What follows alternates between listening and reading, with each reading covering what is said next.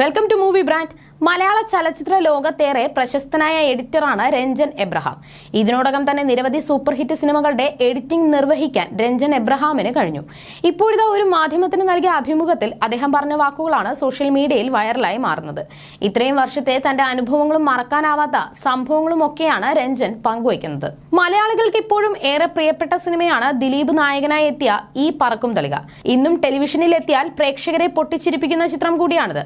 കലാസംഘം ഹംസ നിർമ്മിച്ച ചിത്രം നിരവധി പ്രതിസന്ധികളിലൂടെയാണ് ചിത്രീകരണം പൂർത്തിയാക്കിയത്. സാമ്പത്തിക പ്രതിസന്ധി ആയിരുന്നു ഏറ്റവും വലിയ പ്രശ്നം. ചിത്രീകരണം മുടങ്ങുന്ന അവസ്ഥ വരെ ഉണ്ടായിരുന്നു. എറണാകുളത്തായിരുന്നു ഭൂരിഭാഗം രംഗങ്ങളുടെയും ചിത്രീകരണം. ഇടപ്പള്ളിയിലെ അഞ്ചുമന ക്ഷേത്രത്തിന്റെ മുൻവശമായിരുന്നു പ്രധാന ലൊക്കേഷൻ.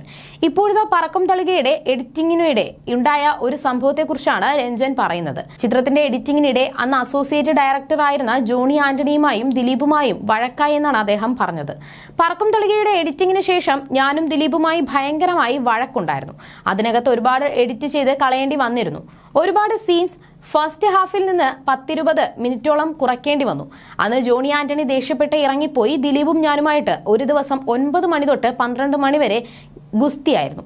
പടം 100 ദിവസം ഓടിയ ശേഷം മദ്രാസിൽ വെച്ച് കണ്ടപ്പോഴും അതേക്കുറിച്ച് പറഞ്ഞെന്ന് രഞ്ജൻ പറഞ്ഞു. എന്നാൽ ഡയറക്ടർ തന്റെ കൂടെ സപ്പോർട്ട് ചെയ്ത് നിൽക്കുകയായിരുന്നുവെന്നും അദ്ദേഹം പറഞ്ഞു. അതേസമയം ദിലീപിന്റെ തന്നെ മറ്റൊരു സൂപ്പർ ഹിറ്റ് ചിത്രമായിരുന്ന CID മൂസയിൽ അത്ഭുതപ്പെടുത്തിയത് സ്റ്റേറ്റ് അവാർഡ് തന്നെയാണെന്ന് അദ്ദേഹം പറഞ്ഞു. CID മൂസയുടെ എഡിറ്റർക്ക് അവാർഡ് കിട്ടുമെന്ന് പ്രതീക്ഷിക്കുന്നില്ലല്ലോ, പക്ഷെ അതിന് അവാർഡ് കിട്ടി, അതിൽ സന്തോഷമെന്ന് അദ്ദേഹം പറഞ്ഞു. മാത്രമല്ല തനിക്ക് ഇമോഷണൽ സീൻസ് എഡിറ്റ് ചെയ്യാനാണ് ബുദ്ധിമുട്ട് തോന്നിയിട്ടുള്ളതെന്ന് രഞ്ജൻ പറഞ്ഞു.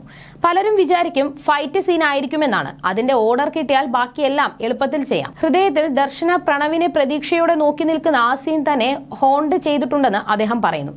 അതേസമയം ഷൂട്ട് ചെയ്ത മുഴുവൻ കണ്ടന്റും എഡിറ്റിംഗ് ടേബിളിൽ എത്തണമെന്ന് ആഗ്രഹിക്കുന്ന ആളാണ് താനാണെന്ന് രഞ്ജൻ എബ്രഹാം പറയുന്നു.